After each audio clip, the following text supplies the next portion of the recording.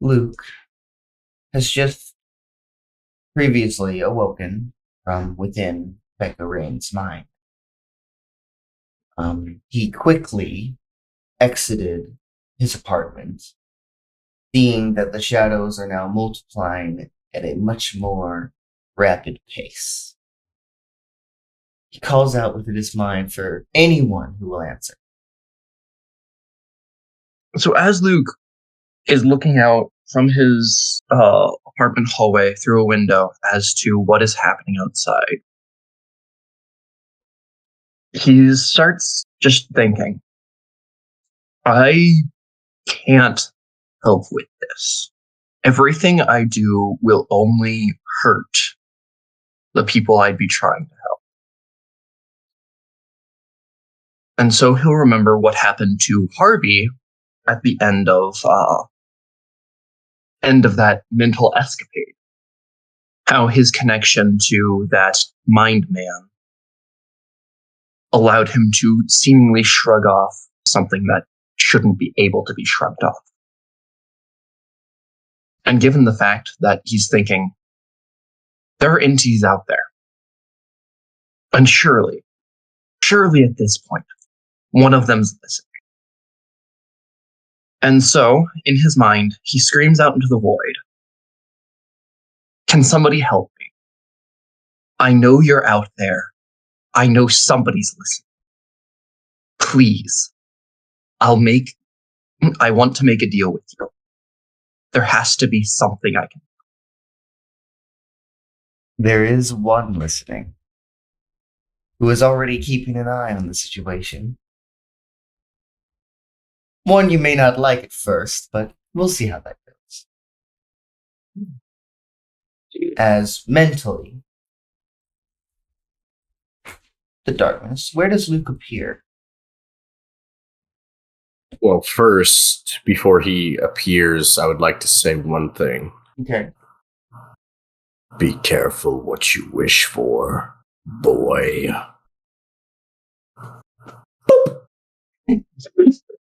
Such a good sound effect. What a lovely sound effect. Yep. And where does Luke appear? What does he see around him? He sees, at first, blinding light. Ow. And then, as his eyes adjust, he sees this beautiful meadow that seemingly goes on endlessly. He sees a little house upon a hill. Everything is calm, peaceful, the perfect temperature for whatever Lucas would desire it to be. Luke would desire it to be. And Does he then... agree he's mildly human? And then as he looks around, he looks up and he sees nothing. Just pitch black darkness. Seemingly no light to be seen. And a bit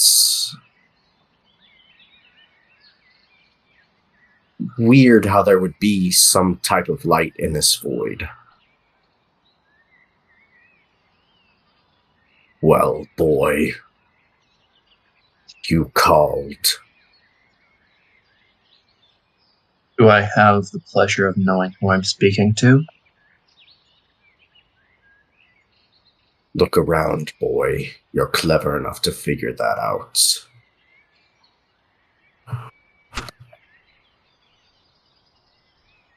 Better than being ignored. Does the darkness appear to Luke yet?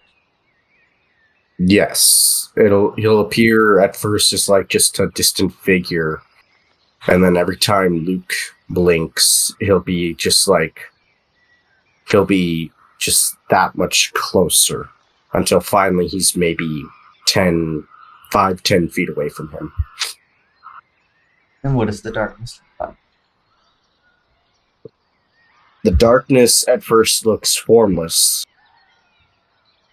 The complete opposite of light, and you would think that such a being wouldn't be able to exist in this current spot.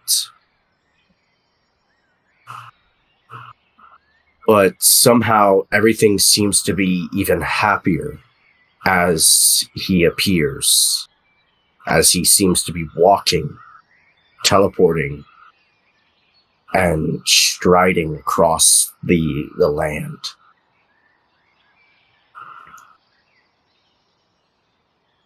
And you see, as he gets closer, the shadows start to peel away, and you see what appears to be just a average man. Brown hair, straight, piercing. You're not sure if they were brown eyes or if they're entirely black. As every time you look into his eyes, they seemingly change from one spectrum to the other. And then you see he's wearing kind of like a bomber jacket on top with just a pitch black shirt underneath that appears to be almost writhing with shadow and darkness. And then you see at his feet where the shadow should be like enveloping everything seems to be absorbing into the ground. And then, well, boy, have you figured it out yet? You look much more pleasurable to look at than Tarzan. Okay. What? I need help. As you're the one who answered me, I suppose you might be able to give it. I can do many things.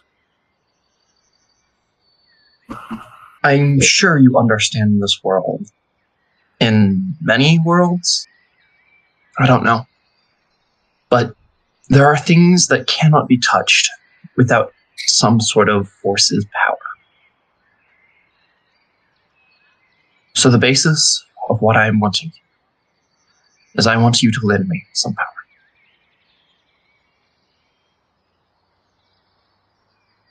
I do not want it for long. I just want it long enough so I can take this shadow from where it is stuck in my world and give it back to you. Describe this shadow to me.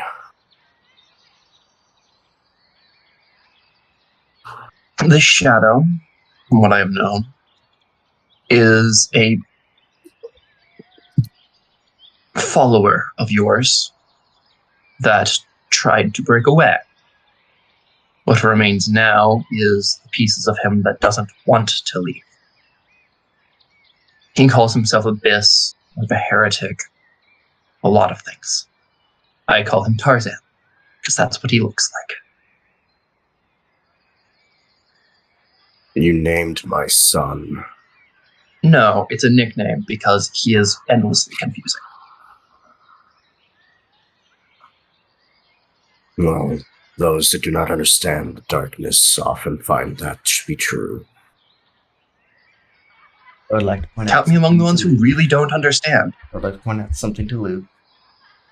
He would have expected the darkness to be a woman, as that is what Abyss. I would have. He is currently just trying to make sure his mind does not come screaming out of his skull. Understandable.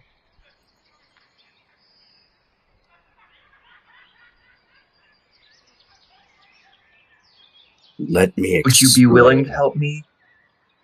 Before I help you, sit down and let me explain a few things. He's gonna look around. And I'll just be right behind him, just a normal chair. Fantastic. He'll sit down.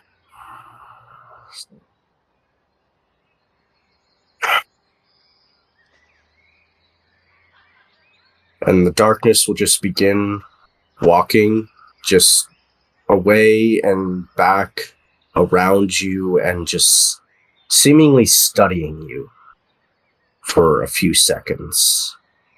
And a Through few this entire minutes. thing, he will keep eye contact with the darkness. I was not aware that human heads could turn that far of their own free will.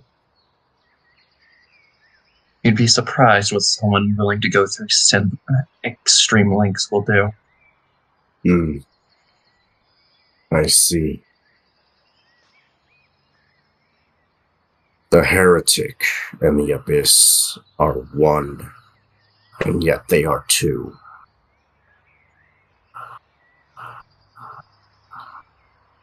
Yes. They were two beings that once upon a time, long before the Earth was born, used to be one. They were my son. My son could not control his abilities. He did not understand what was happening around him. The Abyss will be returned to me.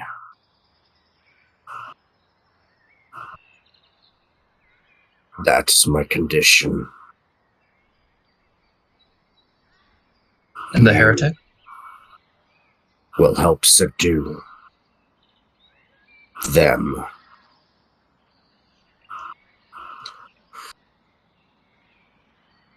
I will then take them away and get them the help that they deserve, that they need.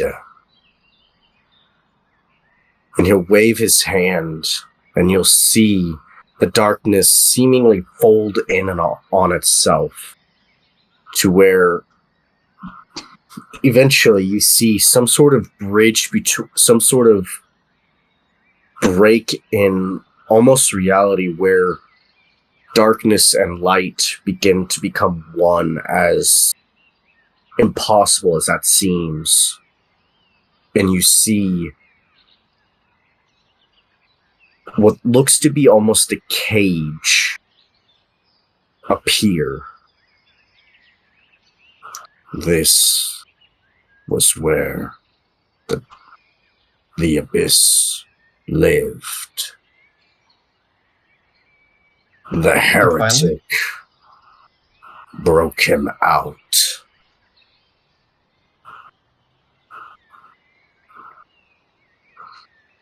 My son is the Abyss.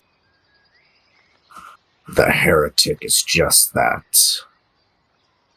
The dark side of the Abyss.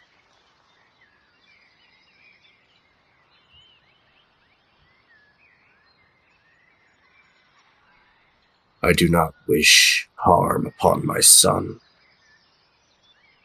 but as a good father and an even better mother, we will do what is necessary.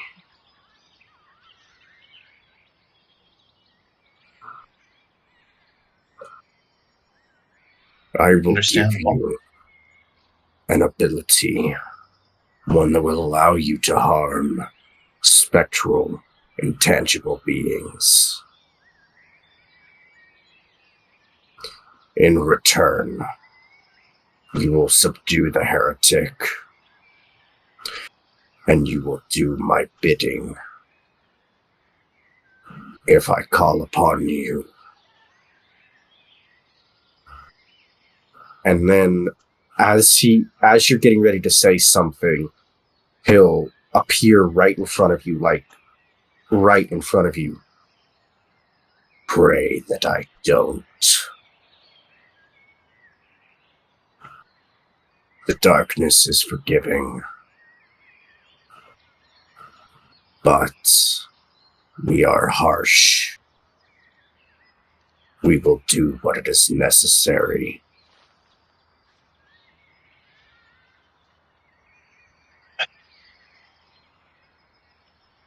Is this deal fair? I agree to these terms.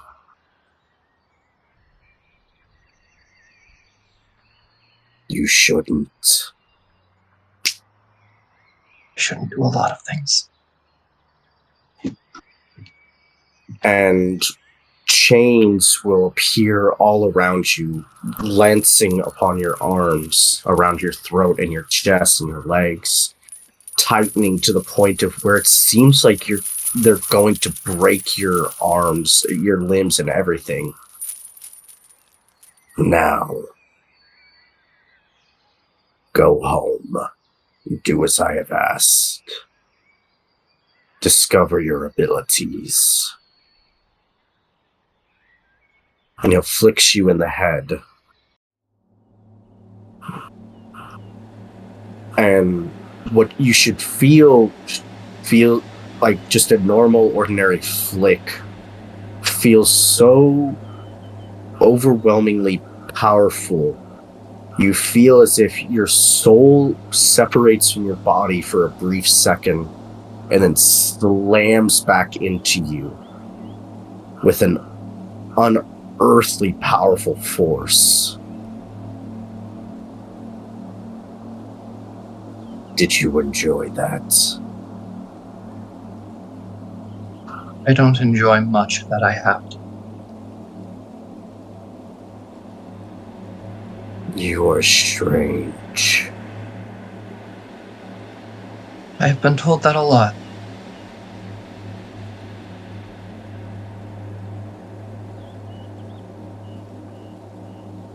Very well. Do you have any more requests of me? Nothing more aside from this. Watch me.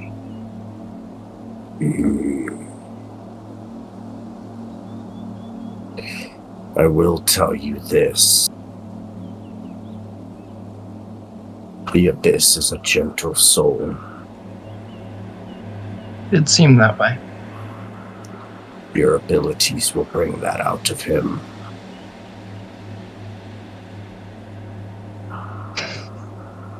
Be gone. Thank you. As Luke would appear back where he was before. Now, different. Is just kind of been like gripping on to the windowsill. And as he comes back, he's going to just quietly reach into his bag and put his mask on. We will see how that plays out in the next session. Thank you very much.